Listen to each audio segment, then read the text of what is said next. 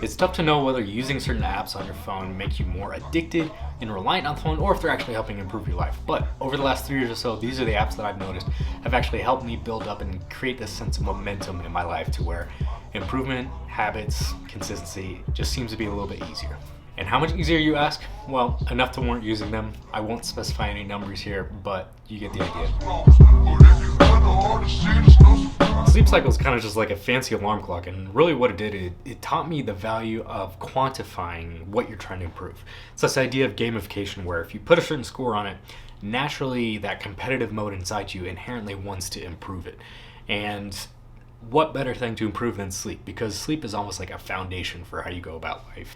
You could theoretically have the best day planned out, but if you're tired, it's just not going to be as good. So what I've learned is that with good sleep, every other aspect of life is better. Not to mention the positive benefits of muscle building and other just physical health benefits, mental health benefits.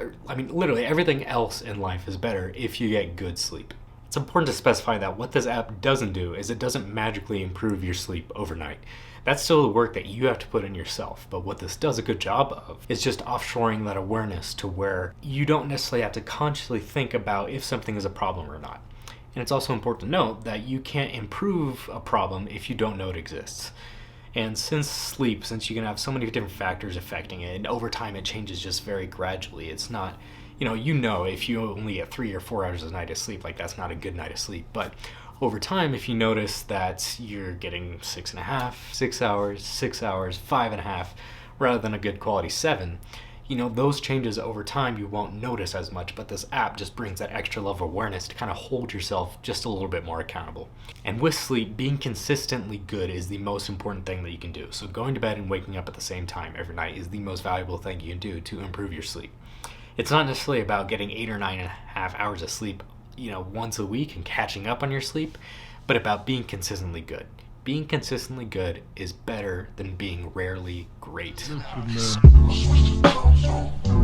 Next up is MyFitnessPal, which has been a long time coming, and I was a little bit skeptical about actually adding this on because having a better understanding of nutrition forced me to really face some kind of deeper problems where I've realized over time I kind of self-medicate with food sometimes, and I developed eating disorders to some degree in my freshman year of college, and kind of this really unhealthy view of nutrition and my own body image. But by still continuing to use MyFitnessPal and also developing this understanding of nutrition as I've gotten certified as a sports nutritionist, I've been able to reframe how I look at food in not just terms of calories, but now looking at food as ways to really fuel and make myself feel healthy and feel good.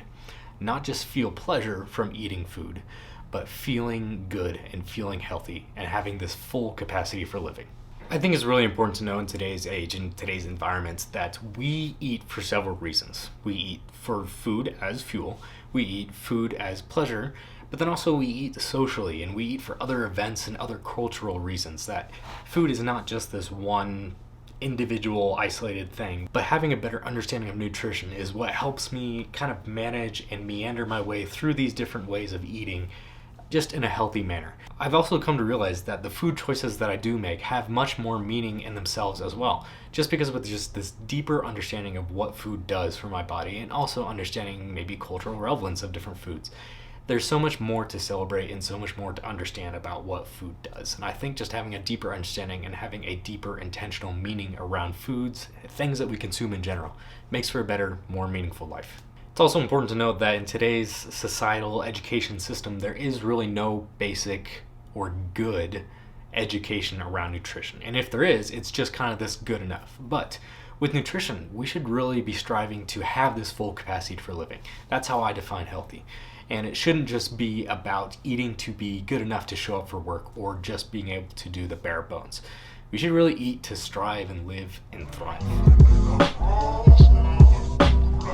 Now, lastly are some of the native iPhone health app and other utility apps. And really with all three of these kind of categories of apps, what gets measured gets managed. And by being more intentional with how we use these as tools and other just entertainment devices, we can take away some of the control it has on us. With the status quo of how people use these today, I think that is more needed than ever because it seems like people are addicted to phones. I mean, it'd be tough to go a day without my phone. And I know that would be the same for so many other people. That being said, I'm sure with any sort of phone devices nowadays, so much data is being tracked that you can actually kind of use different widgets or whatever tools to show the data that is being tracked. The greatest one that I use is the Screen Time app, and it just helps create that awareness, that subtle nudge of like, hey, you're using it this much.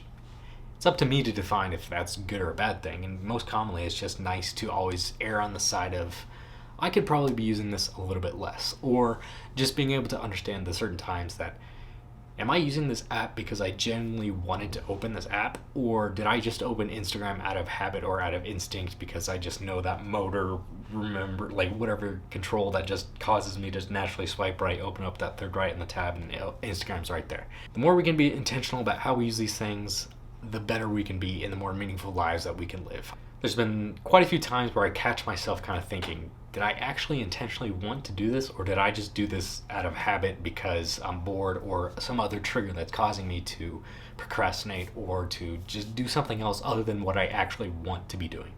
So before we say our goodbyes, kind of a little Midwestern awkward scurry to the door as we carry on conversation. The more intentional we can be about how we use these things, tools in general, the more control we can have over them than they have over us.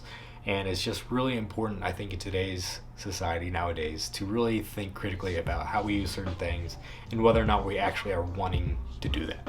If you have other apps that you have a similar effect or you found other valuable use out of, let me know. I'd love to give it a try out. That's what I'm all about. Now, before we officially head out, if you're watching this, I probably know you personally, so I just gotta say thank you. I hope you're doing well. I'm rooting for you. If this was for you, share it with someone else you think maybe it was for them as well. We can really start growing a little community around this. And more topics to come soon about this, but maybe your life will get 69% better as well, if you know what I mean. So now, before we officially head out, I just gotta say thank you. If you are watching this, I probably know you personally, so I really appreciate the support. I'm rooting for you. I believe in you. I hope you are doing the same thing with your life, kind of just experimenting and figure out and being a little bit more intentional about what things work for you. And if you don't know me and I don't know you yet, then the YouTube algorithm must be working somehow. Let me know where you're from. I just think that's really interesting. And just the way the internet connects us today and continues to connect us. If any of you are interested in self-improvement and you think you and I would be a good team working together, then head over to my website, got a link down below, underdogimprovement.com. We can set up a free consultation call, watch that video on my website, and we can see what I'm all about there with my services that I provide. And other than that, that's all I got for you today. Take it easy, take care of yourself, and against all odds, believe in yourself.